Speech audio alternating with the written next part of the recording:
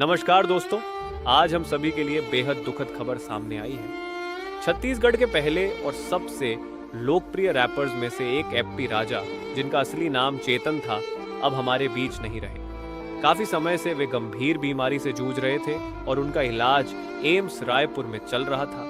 डॉक्टरों की लगातार कोशिशों के बावजूद आज उन्होंने अंतिम सांस ली। एपी राजा ने छत्तीसगढ़ी रैप को एक नई पहचान दी थी।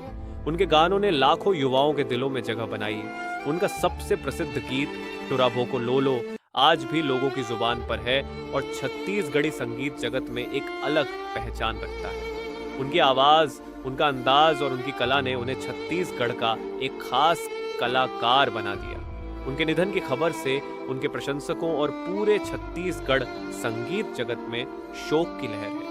सोशल मीडिया पर हजारों फैंस उन्हें श्रद्धांजलि दे रहे हैं और उनके परिवार के प्रति संवेदना व्यक्त कर रहे हैं। जानकारी के अनुसार एपी राजा का अंतिम संस्कार 16 जून को भानु प्रतापपुर में किया जाएगा, जहां उनके चाहने वाले उन्हें अंतिम विदाई दें। ईश्वर उनकी आत्मा को शांति प्रदान करे और उनके परिवार को इस कठिन समय में शक्ति दे। यूएम शांति।